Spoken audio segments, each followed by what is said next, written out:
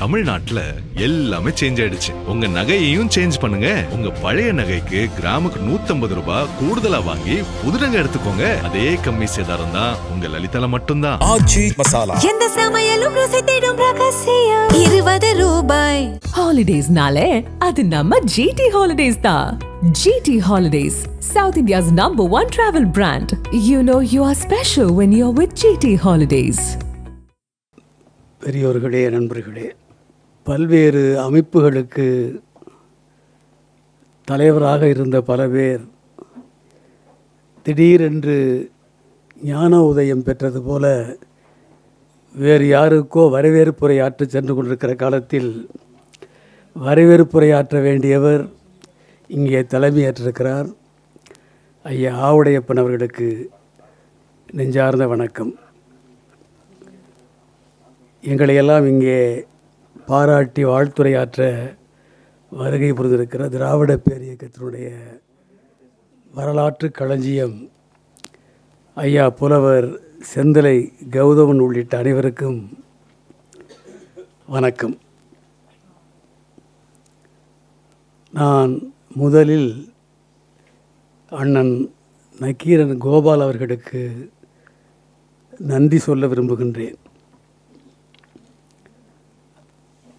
நன்றிக்கான காரணம் எனக்கோ நம்முடைய அன்பு சகோதரியார் சுகிர்தா சாரங்கராஜ் அவர்களுக்கோ அண்ணன் ஆழி செந்தில்நாதன் அவர்களுக்கோ அல்லது தமிழ்நாட்டின் மிகச்சிறந்த மரபு கவிஞர் துரை வசந்தராஜன் அவர்களுக்கோ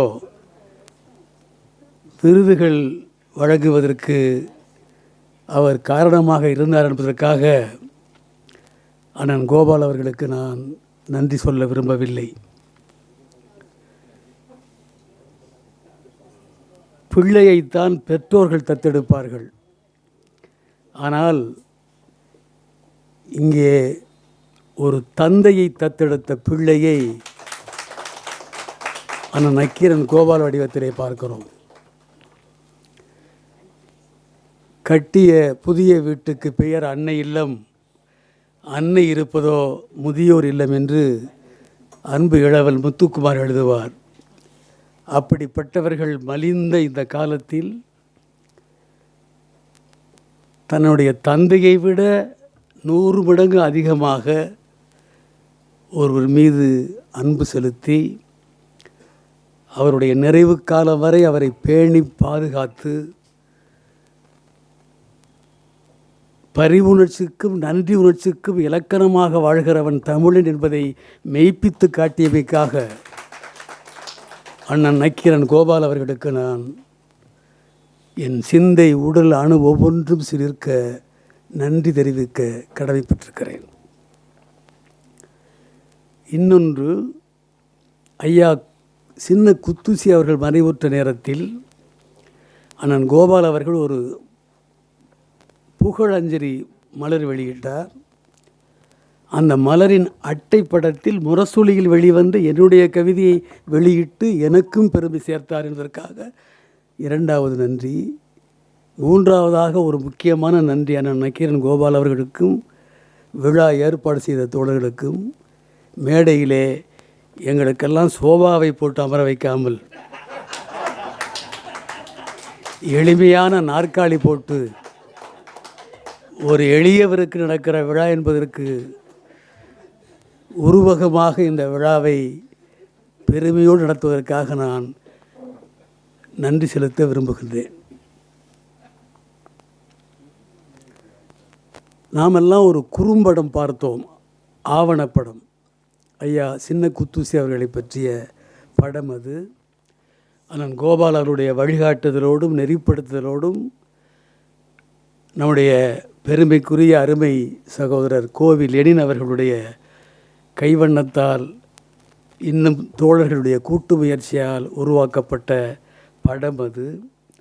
அந்த படம் அண்ணன் நக்கீரன் கோபால் அவர்கள் குறிப்பிட்டதைப் போல 1.5 மணி நேரம் முழுமையாக ஓடுகிற ஒரு படம் என்றாலும் கூட அதை இங்கே ஒரு 10 மணித்துளிக்குள் நாம் பார்ப்பதான காட்சியாக வடிவமைத்து தந்தார்கள். அந்த படம் நமக்கு சொல்லுகிற பாடங்கள் நிறைய என்பதை நான் எண்ணி எண்ணி இங்கே மகிழ்ந்தேன் நெகிழ்ந்தேன். காலந்தாழ்ந்து திருவாரூரிலிருந்து திருச்சிக்கு வந்த அன்றைய தியாகராஜனுக்கு ஆசிரியர் பயிற்சி பள்ளியிலே இடம் கொடுத்தவர் பெரியார். அவருக்கு அன்றாட உணவு சமைத்து அன்போடு பரிமாறியவர் மணியம்மையார் என்கிற அந்த செய்தியை பார்க்கிற போது நான் நினைத்தேன், பிராமண கடப்பாறையை கொண்டு பெரியார் இயக்கத்தை இடிப்பேன் என்று சொன்னவர்களுக்கெல்லாம் இந்த படத்தை போட்டு காட்டுங்கள். பிராமணருக்கே கடப்பாறை கொடுத்தவர் பெரியார்.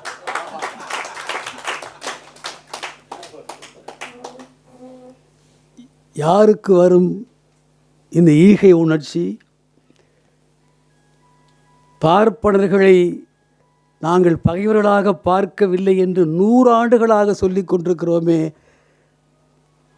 மனிதகுல விரோத கருத்துக்களை மக்கள் நெஞ்சத்திலே விதைக்க முனைகிற பார்ப்பனியத்தைத்தான் நாங்கள் எதிர்க்கிறோம் என்பதற்கு அந்த ஒரு காட்சியை விட வேறு என்ன சாட்சி இருக்க முடியும் தோழர்களே?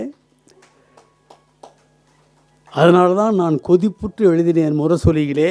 அவ்வளவு கடுமையான வார்த்தைகளை முரசொலியிலே வெளியிடாதவர்கள் கூட வெளியிட்டார்கள்.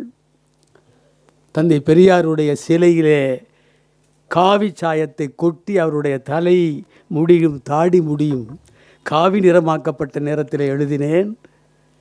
வார்த்தைகள் கடுமையாக இருந்தால் என்னை பொறுத்தாற்றிக் கொள்ள வேண்டும். தந்தை பெரியார் அவர் தலையின் மயிர்கள் கனலின் பொறிகள், தாடி மயிர்கள் வெடியின் திரிகள், மீசை மயிர்கள் வீரரின் வாள்கள், புருவ மயிர்கள் போர்க்கள வேல்கள், இமை மயிர்கள் தமிழரின் காவல், எத்தனை மயிர்கள் இங்கு கிளம்பி சாணம் அடித்தாலும் சகதி அடித்தாலும் காவி அடித்தாலும் கர்ணம் அடித்தாலும் மெய்யென்று கதைத்தாலும் மேடையில் விரைத்தாலும் பொய்யை உரைத்தாலும் பொழுதெல்லாம் குறைத்தாலும் அவர் ஊட்டிய மானமும் தீட்டிய அறிவும் ஒரு நாளும் ஒருபோதும் ஒடுங்க முடியாது நடுங்க முடியாது. பெரியார் மயிரை எவனும் பிடுங்க முடியாது என்று எழுதினார்.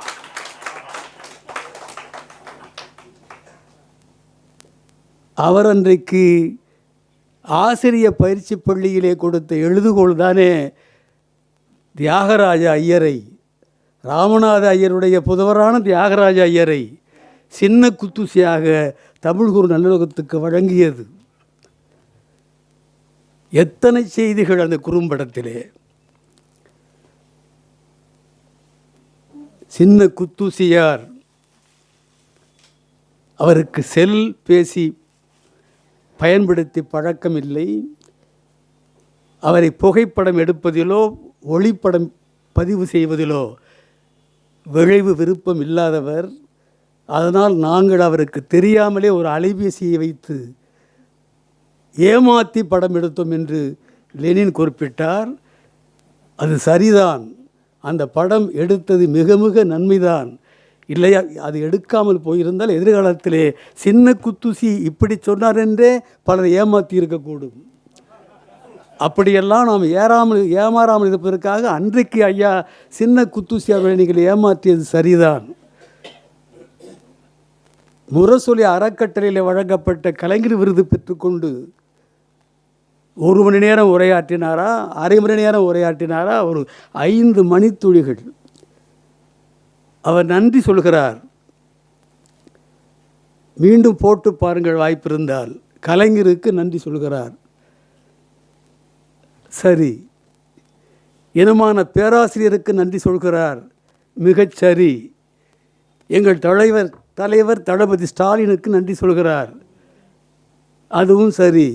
ஆனால் இன்னொரு நன்றியை அவர் குறிப்பிடுவார். யாருக்கு தெரியுமா அந்த நன்றி? கலைஞருக்கு இறுதி வரை விசுவாசமாக இருக்கிற தொண்டர்களுக்கு நான் நன்றி சொல்கிறேன். யாருக்காவது அந்த எண்ணம் வருமா? அதனால்தான் தோழர்களே, நண்பர்களே, சான்றோர் பெருமக்களே, நான் தலைவரை வைத்துக்கொண்டு மேடையிலே குறிப்பிட்டேன். ஆண்டுகள் 1000 உருண்டாலும் அவரை நினைக்கும் மனிதகுலம். இப்போது இருக்கிற தலைவர் தளபதியை வைத்துக்கொண்டு தலைவருடைய புகழ் அஞ்சலி என்று குறிப்பிட்டேன். கலைஞருடைய புகழ் அஞ்சலி என்றைக்கு ஆண்டுகள் 1000 உருண்டாலும் அவரை நினைக்கும் மனிதகுலம். ஆருயிர் கலைஞரை வணங்கும் எனக்கு அறிவாலயம்தான் புனித தலம். மீண்டும் ஒரு முறை பிறந்தாலும் வேண்டி நிற்பேன் ஒரு அன்பு வரம், மேலும் அவர்க்கே உடன்பிறப்பாய் பிறக்க வேண்டும் நான் 100 தரம் என்று எழுதினேன். இங்கே லெனின் சொன்னார், கவிதை பித்தன் ஆசை ஆசை என்று கலைஞரை பார்த்து கவிதை பாடினார் என்று அந்த கவிதை வரியினுடைய நிறைவு வரிகளை 2-3 வரிகளை அவசர வேகத்திலே சொன்னதால் தவிர்த்து சொன்னார். கலைஞர் மீது எனக்கு ஆசைகள் நிறைய. கவிப்பேரரசு வைரமுத்து சின்ன சின்ன ஆசை என்று எழுதுவார். நானே காஞ்சிபுரம் அண்ணா நூற்றாண்டு விழாவிலே தலைவரை பார்த்து சொன்னேன், படுவதே ஆசைப்படுகிறோம், இதில் என்ன ஆசை, சின்ன ஆசை என்று நினைத்தேன். எனக்குள் பெரிய பெரிய ஆசைகள் பிறந்தன. அத்தனை ஆசையும் அன்பு தலைவா உன்னை நோக்கியே உயர எழுந்தன என்று சொல்லிவிட்டு அந்த மேடையிலே அந்த ஆசை கவிதையை வழங்கினேன். வீர மரவர்தம் கைகளில் வெற்றி வேலாய் மாறிட ஆசை, உன் விரல்களில் ஒன்றாய் திகழும் எழுது கோலாய் மாறிட ஆசை, சூரிய பூவில் தேனாய் இருக்கும் வண்டாய் மாறிட ஆசை, சூரிய பூவில் தேனை எடுக்கும் வண்டாய் மாறிட ஆசை, உன் தோளில் கிடந்து மகிடும் மஞ்சள் துண்டாய் மாறிட ஆசை, நீ பள்ளியில் எழுதிய தமிழ் விடைத்தாளை படித்து பார்த்திட ஆசை, உன் பாலிய சிநேகிதன் தென்னனை இன்று நீ அடித்து பார்த்திட ஆசை. அப்போ தென்னன் இருந்தார். வள்ளுவன் வந்து உன் குரல் ஓவியத்தை வாழ்த்தி பேசிட ஆசை, உன் வசனம் பேசிட மீண்டும் சிவாஜி வந்து தோன்றிட ஆசை, தமிழே உனக்கு தமிழால் நித்தம் அமுதம் வார்த்திட ஆசை, உன் தலையில் மீண்டும் சுருள்முடி தவழும் அழகை பார்த்திட ஆசை, கமலும் தொல்காப்பிய பூங்காவில் மலராய் பூத்திட ஆசை, உன் கை கடிகாரம் முள்ளாய் இருந்து உன் கவனம் ஈர்த்திட ஆசை. இப்படி சொல்லிக்கொண்டே வருவேன். பாலை சிறையில் உன்னோடு இருந்த தேளை பார்த்திட ஆசை, நீ படுத்து கிடந்த தண்டவாளத்தில் படுத்து பார்த்திட ஆசை, ஆளன் கரிகால் சோழன் சுழற்றிய வாளை பார்த்திட ஆசை, நம் ஆற்காட்டார் உடையை சலவை செய்து ஆளை பார்த்திட ஆசை. அவர் இருந்தார் பக்கத்தில். இப்படி நிறைய சொல்லிக்கொண்டே வருகிற பொழுது பெரியோர்களே, செம்மொழி தமிழை ஆட்சி மொழியாய் பார்த்து மகிழ்ந்திட ஆசை, விரைவில் சேது சமுத்திர கப்பலில் உன்னோடு பயணம் செய்திட ஆசை, உண்மையை சொன்னால் நெஞ்சில் நெடுநாள் உறங்கும் இன்னொரு ஆசை, நான் ஒரு நாள் மட்டும் சண்முகநாதனாய் உன்னோடு இருக்க ஆசை. தஞ்சாவூருக்கு கலைஞர் வந்திருந்தார் முதலமைச்சராக இருக்கிறப்போ. அவர் லிஃப்ட்டில் ஏறி போயிட்டார் மின் தூக்கியில் நானும் முன்னாள் ஒன்றிய ஒன்றிய அமைச்சர் நம்முடைய பழனி மாணிக்கம் நானும் மின் தூக்கியில் போகிறோம் கலைஞர் போன பிறகு. அப்போது நாங்கள் 2 பேரும் மட்டும் போகிற வாய்ப்பில் அந்த சண்முகநாதனும் கூட வந்துட்டார். திடீர்னு கையில் இருக்கிற கோப்புகள்லாம் என் கையில் கொடுத்தாரு. நான் நினச்சேன் ஏதோ தூக்கிட்டு போக சிரமப்பட்டு கொடுக்குறாரு நினச்சி வாங்க போகிறேன். அப்போ சொன்னார், இன்றைக்கி ஒரு நாளைக்கு இருந்துக்கிறியான்னு கேட்டார். அவர் மேலே இருக்கார் தலைவர். அப்படி பாடிக்கொண்டே வருவேன் அந்த கவிதையை. காவியமே உன்னை காவியமாக்கி கவிதை புனைந்திட ஆசை, நான் கனவிலேனும் தாயாகி உன்னை கருவில் சுமந்திட ஆசை, நீ நோய் நொடியில்லா உடல்நலத்தோடு இன்னும் 100 ஆண்டு வாழ்ந்திட ஆசை, உன் 100ஆண்டு விழாவிலும் பாட்டிறங்கேறி வாழ்த்தி மகிழ்ந்திட ஆசை என்று பாடிக்கொண்டே வருகிற போது தான் நிறைவு கவிதை இப்படி அமையும். அண்ணா 100ஆண்டு விழா, பெருந்திரளான கூட்டம், கோடிக்கணக்கான பேர் உலகம் முழுக்க பார்த்து கொண்டிருக்கிறார்கள் தொலைக்காட்சியிலே. கவிதையை இப்படி முடிப்பேன். மனைவி மக்களை தாய்மொழி போரில் மறந்து போகவும் ஆசை, மறுவாய் பிறந்தால் திருக்குவளையில் பிறந்து வாழவும் ஆசை, இனத்தலைவா உன் புகழை பாடி பறந்து போகவும் ஆசை, நீ இரங்கல் கவிதை எழுதுவாயெனில் நான் இறந்து போகவும் ஆசை என்று முடித்தேன். பாடிவிட்டு கவிதை முடித்து விட்டு என்னுடைய இருக்கைக்காக அப்படி நடந்து போகிறேன். காஞ்சிபுரம் அண்ணா நூற்றாண்டு விழாவில் கவிப்பேரரசு வைரமுத்து சொன்னார், கவிதை தலைவர் கூப்பிட்றாங்க அப்படின்னு. நான் குனிந்து கொண்டே வேகமாக போயிட்டேன். தலைவர் கூப்பிட்றாரு, கிட்ட போனேன். அந்த 100ஆண்டு விழா கவியரங்கை பார்க்குற வாய்ப்பு வலைத்தளத்தில் இருந்தால் பாருங்கள். பார்த்துருக்காங்க, நேரிலே பார்த்துருக்குங்க. அந்த தலைவர் பக்கத்தில் கிட்ட போயிட்டேன். இங்கே வாங்கினார். அந்த காட்சியை சொல்ல எனக்கு ரொம்ப நான் தழுதழுது போய் நிற்கிறேன். எல்லாரையும் அழ வச்சவர், எழ வச்சவர், விழ வச்சவர் தன்னுடைய உரையில் கண் விழி ஓரத்தில் நீர் கசிய சொன்னார். நான் உனக்கு இரங்கல் கவிதை எழுதுவதா, உனக்கு அன்பு கட்டளை போடுறேன், இது அரச கட்டளை இல்லை. அவர் சொல்கிறார் அன்பு கட்டளை. இனி நான் இருக்கிற மேடையில் இந்த வரியை நீ பாடக்கூடாது, இதனுடைய கட்டளை எடுத்துக்க. அதனால் நாங்கள் அதை இசைப்பழையா நம்முடைய கலைமாமணி இறையன் குத்தூஸ் பாடுகிற போது அந்த வரியை மட்டும் எடுத்துருப்போம். கடைசி பற்றி இருக்காது, அண்ணன் லெனினுக்கு தெரியும், எடுத்துட்டோம்.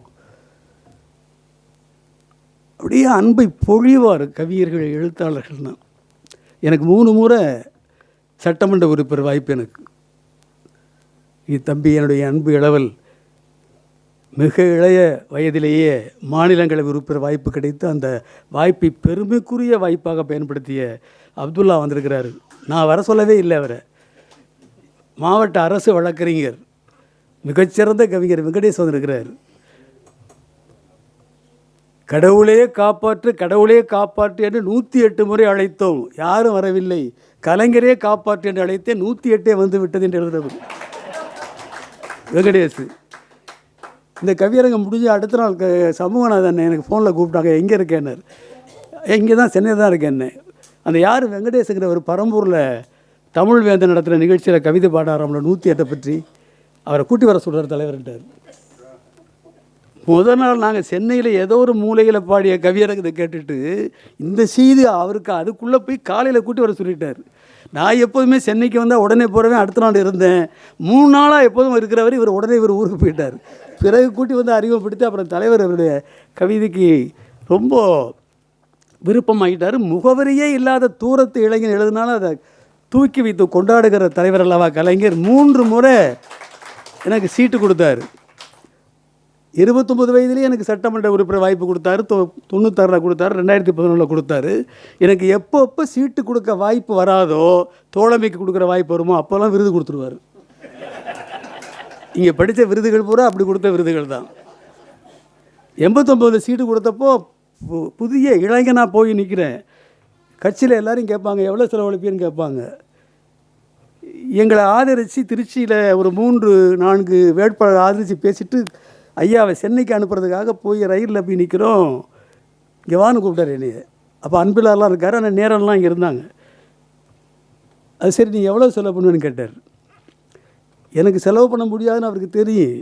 3 முறை சீட்டு கொடுத்து 3 முறையுமே மொத்த செலவுகளையும் எனக்காக செய்தவர் தலைவர் கலைஞர் என்பதை இந்த விருது வாங்குகிற நேரத்தில் நான் நன்றி உணர்ச்சியோடு சொல்லிக் கொடுக்குறேன். இந்த வாய்ப்பு தமிழ்நாட்டில் யாருக்குமே இருந்திருக்காது, இருக்காது, இனிமேட்டு கிடைக்காது. எவ்வளோ செலவு பண்ணுவேன்னு கேட்டார். ஏன்னா பக்கத்தில் 4-5 வேட்பாளர் நின்னாங்க. அவங்களுக்கு கேட்குறதுக்கு பதிலாக என் மூலமாக கேட்குறாரு அவங்கள. நான் என்ன நினச்சேன், என்ன இப்படி கேட்குறாரு தலைவர், நமக்கு செலவு பண்ண முடியாதுன்னு அவருக்கு தெரியுமேன்ட்டு நான் என்ன சொன்னேன்னா, இங்கே நிறைய தமிழ் படித்த அறிஞர் பெருமக்கள்லாம் வந்திருக்கீங்க, கவிஞர்கள்லாம் வந்திருக்கீங்க, இதுக்கு என்ன பொருள்னு பாருங்கள். நான் என்ன சொன்னேன், எவ்வளோ செலவு பண்ணுவேன்னு கேட்டார். ஐயா முடிஞ்ச வரைக்கும் பண்ணுறேயான்னு. அதுக்கு என்னங்க பொருள்? அந்த ஐயாலாம் உட்காந்துருக்கிறார். முடியாதுங்கிறதே அப்படி சொல்கிறேன்னா, முடிஞ்ச வரைக்கும் பண்ணுறியான்னு. அவர் என்ன கேட்டார் தெரியுமா, அப்படி எவ்வளோயா முடிஞ்சு வச்சுருக்கேன்னு கேட்டார். நான் முடியாதுங்கிற பொருளில் முடிஞ்ச வரைக்கும் பண்ணுறேங்கிறேன். அவர் நிறைய முடியும்னு சொல்கிறியே, எவ்வளோ முடிஞ்சு வச்சுருக்கேன்னு கேட்டார். இப்படி ஒரு புதிய பொருளோடு யாருமே சிந்திக்க முடியாத ஒரு கேள்வியை இந்த தமிழ் குறு நல்லுலகத்தில் கலைஞரை தவிர எவரும் கேட்க முடியாது. நீ எவ்வளோ வேணாலும் புலவராரு, கவிஞராரு, முனைவராரு, ஆய்ந்து தோய்ந்து அணுகி நுணுகி ஆராய்ந்து ஆழங்கால் பட்ட அறிஞனாயிரு, கலைஞரை தான் கடைசி துளியாக இருப்பார்.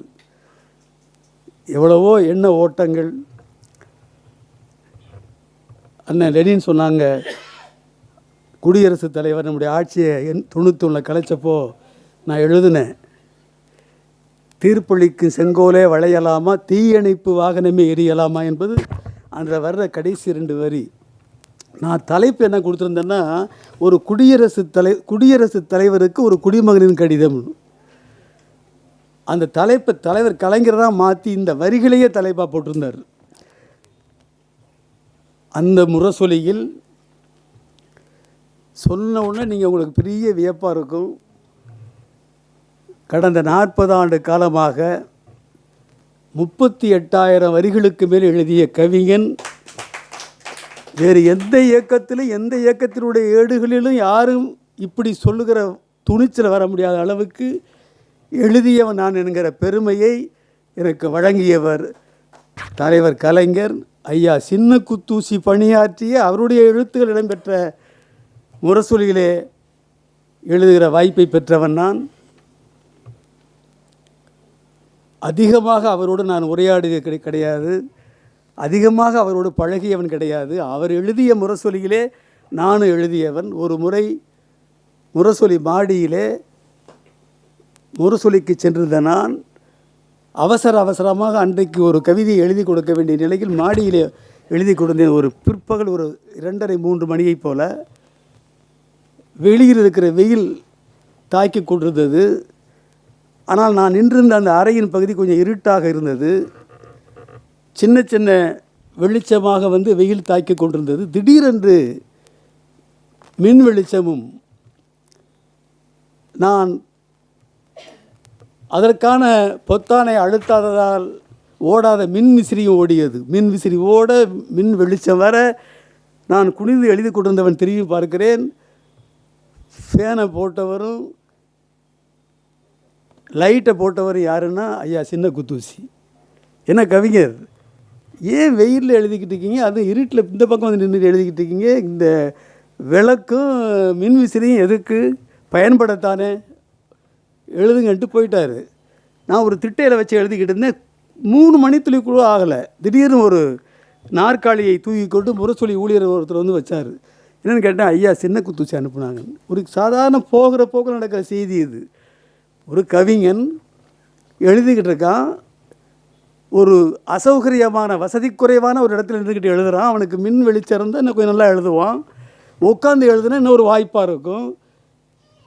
மின் விசிறியோடு எழுதுனா இன்னும் கொஞ்சம் அவனுக்கு வாய்ப்பாக இருக்குமே என்று கீழே போய் நாற்காலியை அனுப்பி அவரே மின் விசிறியையும் வெளிச்சத்தையும் போட்டு போகிற அளவுக்கு ஆற்றல் உள்ளவர்களை, திறமையான தமிழ் இளைஞர்களை ஊக்கப்படுத்துகிற பேருள்ளம் வாய்த்தவர் நம்முடைய ஐயா சின்ன குத்தூசி அவர்கள். நான் அதிகமாக 64 வரிகளுக்கு மிகாமல் தான் எழுதுவேன். 64 வரிகளுக்கு குறைவாக எழுதியதே கிடையாது. ஒரே ஒரு முறை மட்டும் கிட்டத்தட்ட ஒரு 96 வரி எழுதியிருந்தேன். அண்ணன் ஐயா சின்ன குத்தூசி அவர்கள் அழைத்தார்கள் முரசொலிக்கு போயிருந்த போது. ஒரு முறை தான் இப்படியான உரையாடல் எனக்கும் அவருக்கும். இங்கே வாங்க, ஏங்க என்சீர் விருத்த மாதிரி எழுதுவீங்க அல்லது வேறு ஆசிரியப்பா எழுதுவீங்க, எல்லாமே ஒரு 64 வரி எழுதுவீங்க, எனக்கு கிட்டத்தட்ட 96 வரி எழுதியிருக்கீங்க. 96 வரி எழுதியது வியப்பு இல்லைங்க, நீங்கள் இவருக்கு எழுதியதாங்க வியப்புனார். இப்போ சொன்னால் நீங்களும் வியப்படைவீங்க. ஆனால் முரசொலி மாறனுக்கு நான் 96 வரி எழுதினேன். அவருக்கு யாரும் எழுதவே மாட்டாங்க. எழுதுனா தலைவர் கலைஞர் எழுதுனா தான் யார். ஏனென்றால் அவரோடு நெருக்கமாக பழகிற வாய்ப்போ அவருடைய நல்ல இயல்புகளை புரிந்து கொள்கிற வாய்ப்போ எதுவுமே கிடையாது. அந்த வாய்ப்பை நான் எழுதியதை படித்து சொன்னார். இவ்வளோ வரி எழுதியிருக்கீங்க என்று சொல்லிவிட்டு சொன்னார். கலைஞர் என்ன சொன்னார் தெரியுமா கவிதை பித்தன், முரசொலி மாறனை பற்றி எல்லாமே சொல்லிட்டாயா, நம்ம சொல்கிறதுக்கு ஒன்றுமே இல்லைன்னு சொன்னார். இதை விட உனக்கு பெரிய விருது எதுவுமே கிடையாது என்றார். ஒரு தலைவர் புகழ்ந்ததை பாராட்டியதை கூட மனதிலே வைத்து கொள்ளாமல் ஊக்கப்படுத்தி எங்களை எல்லாம் ஆக்கப்படுத்தி வளர்த்த பெருந்தகை அவருக்கு பிறந்தநாள் விழா. அந்த விழாவிலே சாதனையாளர், வாழ்நாள் சாதனையாளர் விருது எனக்கு அண்ணன் கோபால் அவர்கள் இந்த அறக்கட்டளை சார்பாக வழங்கியிருக்கிறீர்கள். என்னுடைய மனசாட்சியின்படி நான் சொல்ல வேண்டுமேயானால், எனக்கு தெரிய, நான் உணர எந்த சாதனையும் செய்யவில்லை. வேண்டுமானால் ஒரு சாதனையை உச்சி குன்றேறி உறக்க முழங்குவேன். நான் விவரம் தெரிந்த காலம் வரை ஒரே கட்சி, ஒரே தலைவன், ஒரே பாதை, ஒரே பயணம், ஒரே சின்னம், ஒரே கொடி, ஒரே எண்ணம் என்று வாழ்ந்து வருகிறேன். இது இந்த காலத்தில் மிக அரிது என்பதால் அது ஒரு வேளை சாதனையாக உங்களுக்கு தெரிந்திருந்தால் நான் அதை மகிழ்ச்சியோடு ஏற்றுக்கொள்கிறேன். நிறைவாக ஒரு செய்தி, தலைவர் புகழுடம்பு இறுதிச் சடங்கு செய்யப்பட்ட காட்சிகளை எல்லாம் நீங்கள் பார்த்திருப்பீர்கள். வர வாய்ப்பில்லாதவர்கள் அண்ணாவுக்கு அருகிலே அவருடைய புகழ் உடம்பு சந்தன பேழையிலே கிடத்தப்பட்டு உள்ளே புதைமணலுக்கு கீழே வைக்கப்படுகிற அந்த இறுதி நொடித்துளியில் தலைவர் அணிந்திருந்த அந்த மஞ்சள் துண்டு இருக்கும், கருப்பு கண்ணாடி இருக்கும்.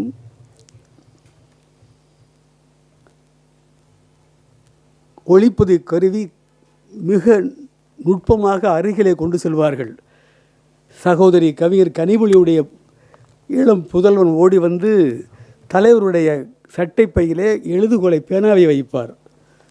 அது மட்டும் வைக்க மறந்திருப்பார்கள், அல்லது அந்த நேரத்தில் நினைவு வராமல் இருந்த அந்த ஒரு குறையையும் நிறைவு செய்து தலைவர் விவரம் தெரிந்த பிஞ்சு பருவத்திலிருந்து பயன்படுத்திய எழுதுகோலை வைப்பார்கள். இப்போ இன்னும் அருகிலே அந்த ஒளிப்பதிவு கருவி செல்லும் தலைவரிடத்தில் சந்தன பேழை, கண்ணாடி பேழைக்குள்ளே தலைவர், அவர் அணிந்திருந்த கருப்பு கண்ணாடி, அவருக்கு அழகு சேர்க்கிற மஞ்சள் துண்டு, நிறைவாக வைக்கப்பட்ட அந்த எழுதுகோல், அந்த தலைவன் தலைமாட்டுக்கு பக்கத்தில் மிக முக்கியமான ஒன்று இருக்கும். என் மூத்த பிள்ளை என்று அவரால் அடையாளம் காட்டப்பட்ட முரசொலி, அன்றைக்கு வந்த முரசொலி, அந்த முரசொலியும் தலைமாட்டுக்கு பக்கத்திலேயே இருக்கும். அதையே நான் இப்போது சொல்ல வேண்டும். அன்றைக்கு வந்த அந்த முரசொலி அந்த புகழ் உடம்புக்கு அருகிலே அவருடைய மூத்த பிள்ளையாக அவரோடு பக்கத்திலே இருக்கும். அந்த முரசொலியில் அன்றைக்கு வந்த ஒரே கவிதை, கவிதை பித்தன் கவிதை, அதுவும் அந்த முரசொலியிலே இருக்கும். ஒரு வேளை கீழடி ஆய்வு போல ஒரு 3000, 4000, 5000 ஆண்டுகளுக்கு பிறகு அந்த பேழை எடுக்கப்படுமையானால், பேழை பிரிக்கப்படுமையானால் என் தலைவர் அங்கே உறங்கிக் கொண்டிருப்பார். கருப்பு கண்ணாடி இருக்கும், மஞ்சள் துண்டு இருக்கும். அவர் உயிராக மதித்து ஓய்வில்லாமல் பயன்படுத்தி கொண்டிருந்த எழுதுகோள் இருக்கும். அவருடைய மூத்த பிள்ளை முரசொலியும் இருக்கும். அந்த முரசொலியிலே அவருடைய செல்லப்பிள்ளையான கவிதை பித்தனும் இருப்பேன். உங்கள் அனைவருக்கும் நன்றி, வணக்கம். நக்கீரன் டிவிக்கு சப்ஸ்கிரைப் செய்யுங்கள். உங்கள் ஆதரவே எங்கள் பலம். ஆசிரியர்களுக்கு நண்பனாகவும் மாணவர்களுக்கு ஆசானாகவும் திகழும் தேர்வு வழிகாட்டி. ஒவ்வொரு பாடத்திற்கும் அனுபவமிக்க ஆசிரியர்களின் துல்லியமான தெளிவான விடைகள். CNC இருக்கு, தேர்வு பயம் எதற்கு? இது தீரன் பப்ளிஷிங் ஹவுஸ் விற்பனை வெளியீடு.